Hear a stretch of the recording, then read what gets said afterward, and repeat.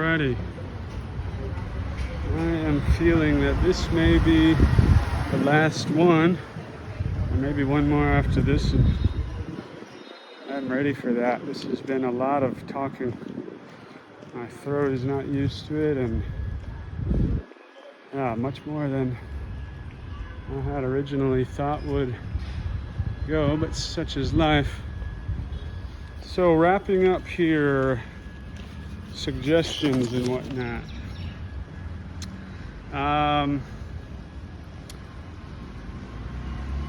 As I mentioned, I have gotten benefit from having a little digital voice recorder where I can record different insights to remember for later.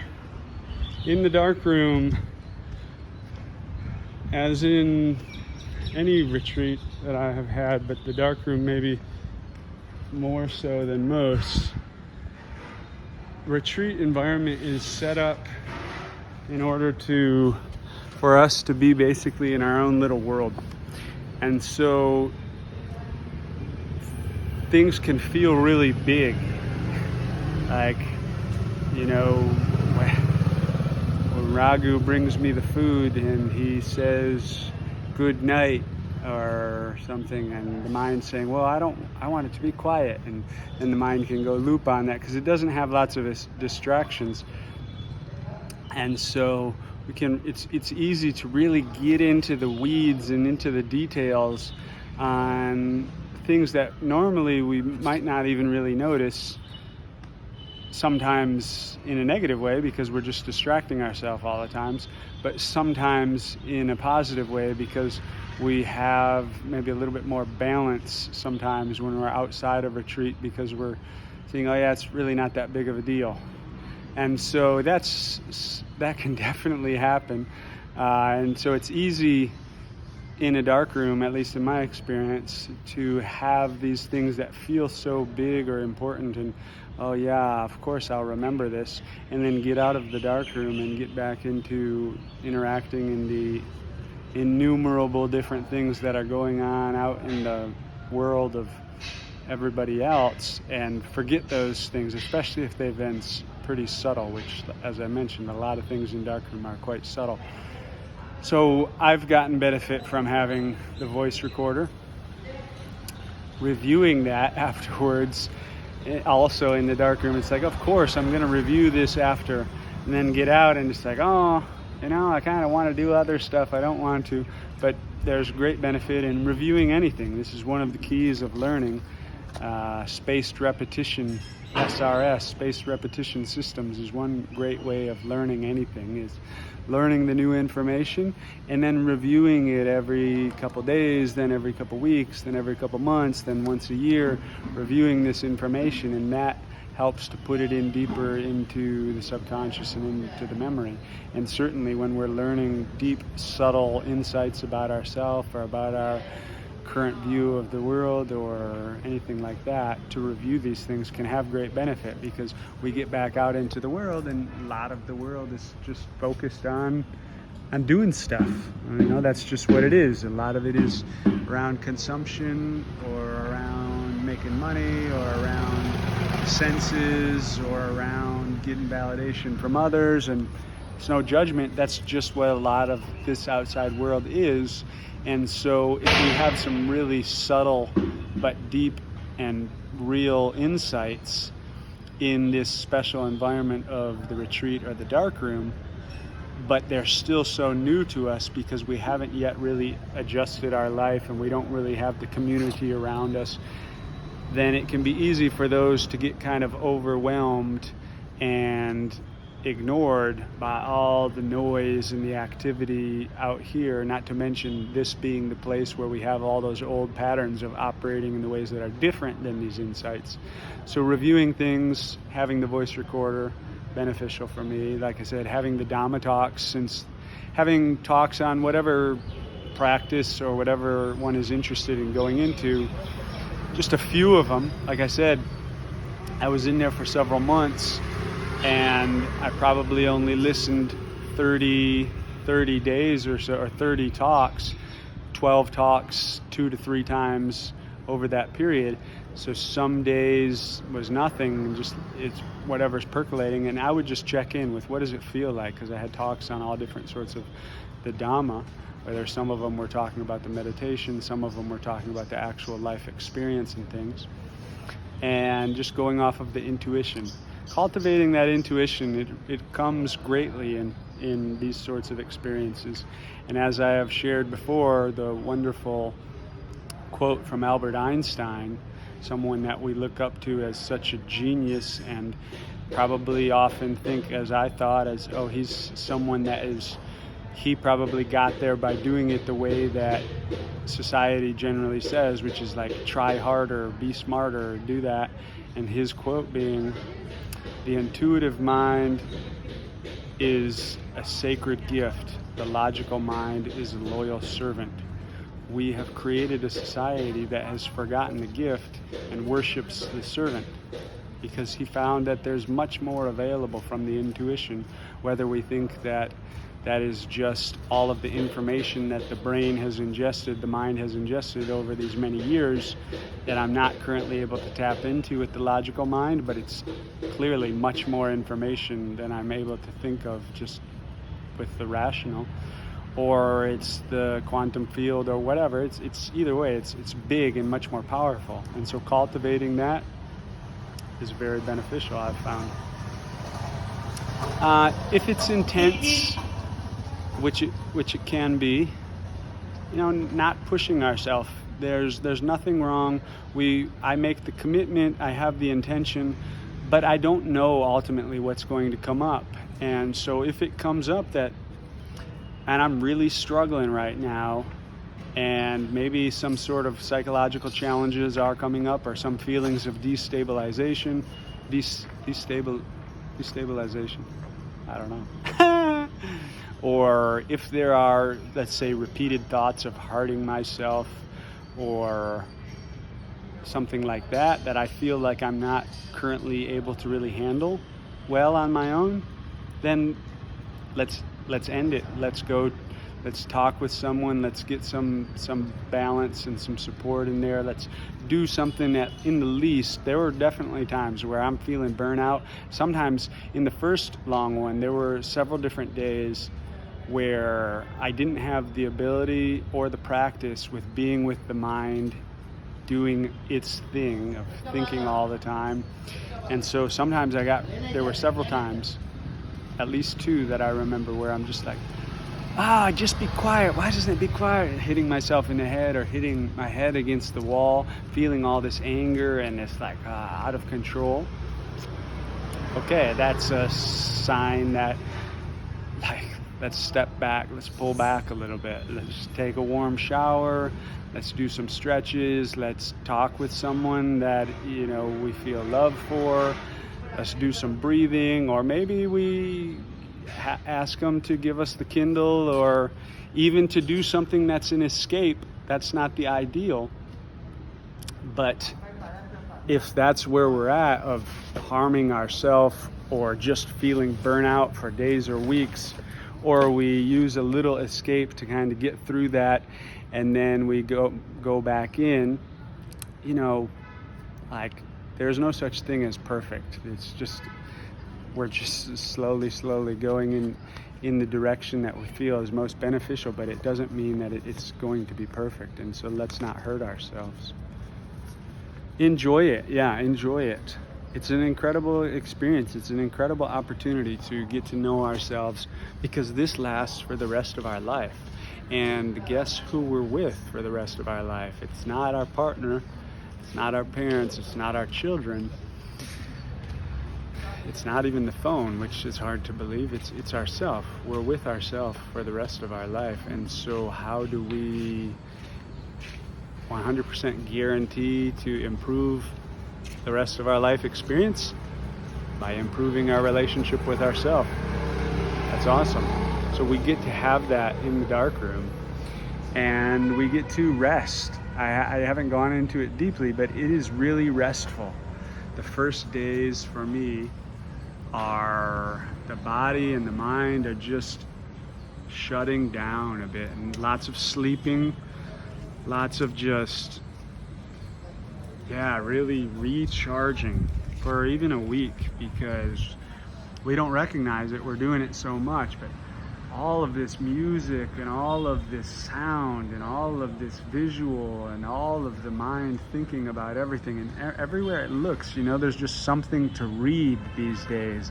Signs and billboards and text messages, and the mind is just continually working. And then we've got the more complex things of the interactions and the relationships and all the ups and downs of that, and our own desires and fears and all of this stuff. And being in the darkroom, it's very restful and very recharging, really nice. So let's enjoy it. It's an awesome experience.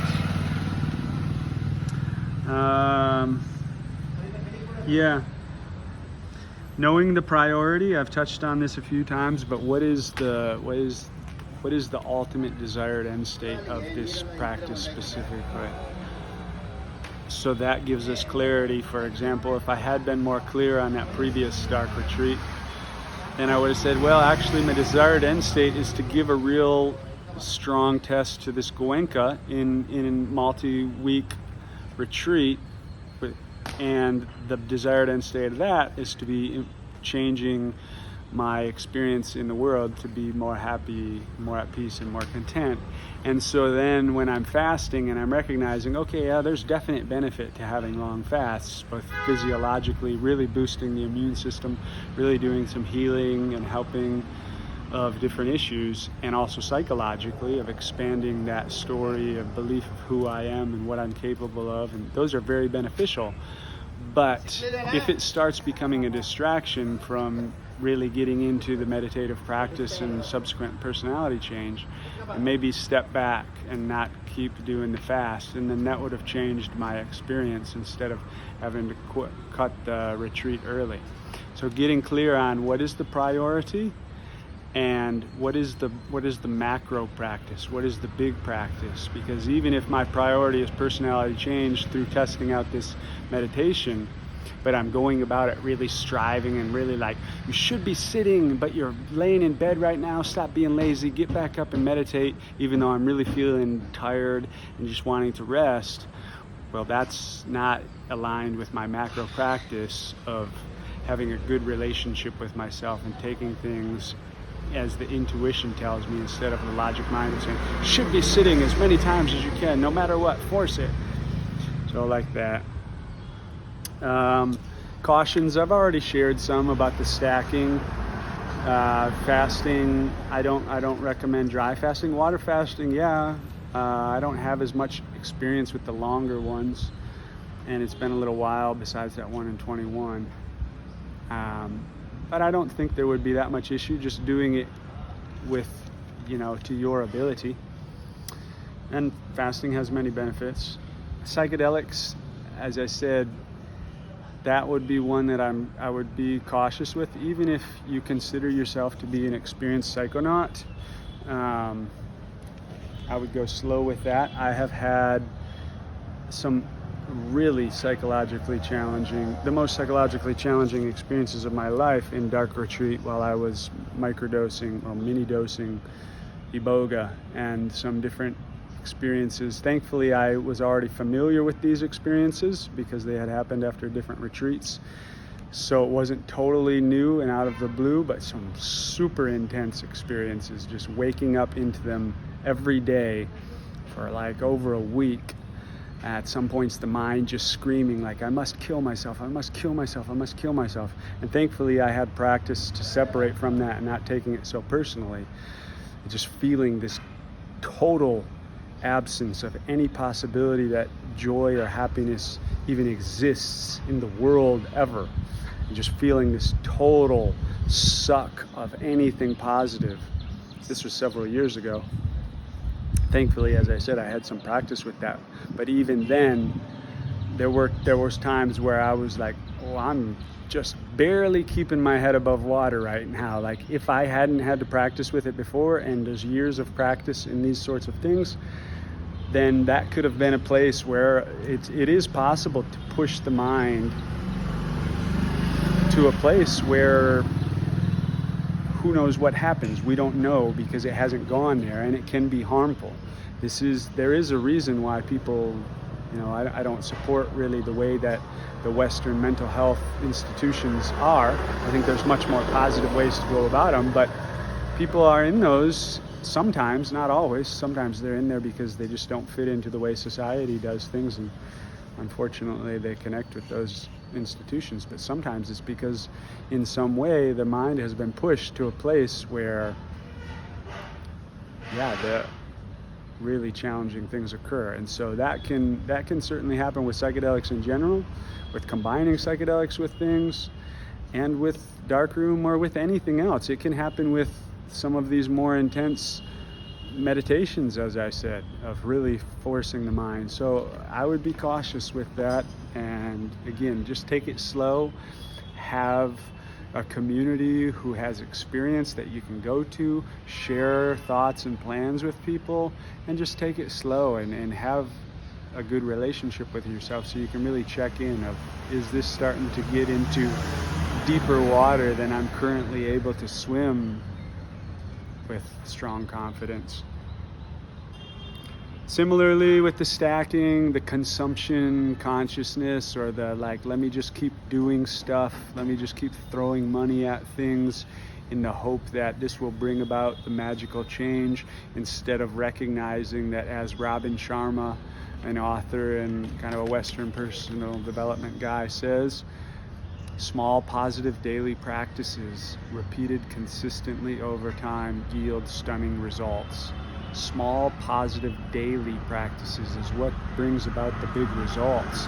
It's not these experiences. There's no one experience that I can point to and say, yeah, I am where I'm at now because of that. Largely, it's due to the things that I do every day, including, I got great insights from that first long dark room. Like I said, that was a very transformative experience, but in large part it was transformative because I took the insights from that experience and I put them into my daily practice of living, and then I continued them, and those slowly brought the change.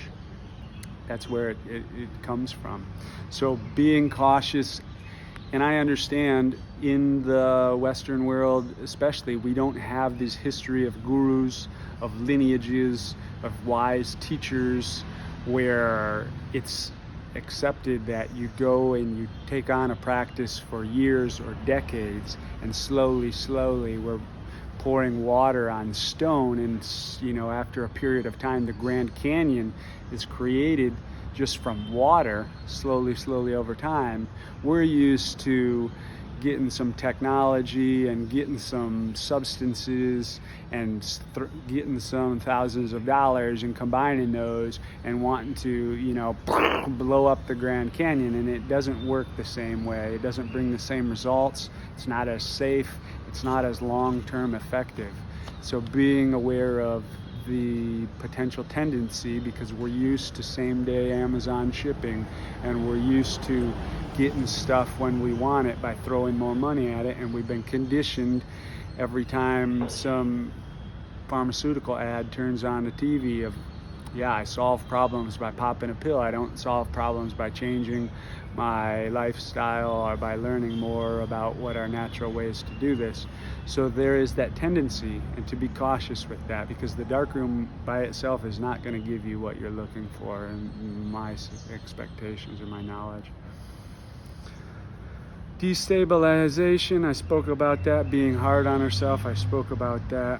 One interesting thing that I recognized after the first long one, and I recognize it right now, and it's another reason why I'm ready to be done with these videos, as much as I appreciate being at a place where I can share, and I hope that I do assist in some way if you're at a place where you need assistance, is sensitivity to electricity. After months without touching anything electrical or having any electricity going on in my local environ, working on the MacBook, which is made of metal, and I've been using since I was a freshman year in college, whenever that is, 2003, so that's 10 years. No, that's 20 years. That's 20 years since freshman of college. How mind-boggling is that? I've been using these metal MacBooks and I've never really noticed any issues. And then after these months in the dark retreat, I recognize, especially with this one, feeling this electricity going into the arm and not feeling good. And I started putting a cloth on it, and then subsequently I just began using a Bluetooth keyboard, because I would be having pain in my arms and going into my body. And then subsequently also the same with the phone. Right now I recognize Hi, Buzz. Hi, Buzz. I recognize that I feel things, especially if the phone is plugged in. I don't use the phone while it's plugged in, because I get pains going through the wrists and things and in the hands, and it doesn't feel good. It doesn't feel good. There's a magnum opus of a research book that's written in a very easily digestible way, named The Invisible Rainbow. Came onto my radar, I don't even remember how it did, some years back, and then I began reading it more last year maybe. But it's the story of electricity, and then also radar, and now the waves from radio waves and communication waves. And it's really eye-opening to, I'll let you be the judge for yourself, but there's lots of legitimate research, not just by this author, but research by, the US government during World War II, when all kinds of sailors on ships that had these new powerful radars are coming down with these illnesses, and governments around the world when they're starting to electricalize the world and different countries, and then subsequently like with the telegraph and electrical trains and these different issues that telegraph operators were having that no one else was having, or things like that. And electrical sensitivity and electrical illnesses and things are real. So that was an interesting one to get this. It's similar to like when fasting initially, and it's the first times that I haven't had food digesting in the gut since I was born, basically. And after a couple days, 3, 4, 5 days, now I'm at this baseline of this is what the body feels like without external things in it. Now when I go back to eating, I can recognize, oh, actually, I have been putting myself in discomfort continually because I was overeating and I was eating things that didn't really mix well or didn't feel good. But I didn't recognize that because I was doing it 24/7. I was doing that my whole life. I was overeating and things. Well, similarly with this exposure to electricity and exposure to the cell phone and things, I've been doing it for so long that I don't recognize that I have these low-grade discomforts. But now, after months of not being with them and touching them again, I do recognize it. And it's another reason why I continue reducing my interactions with these sorts of tools. So I think that's about it. I'll just have one final one, sharing some requests that I have, if anyone can assist, and some gratitude and some closing thoughts. Peace.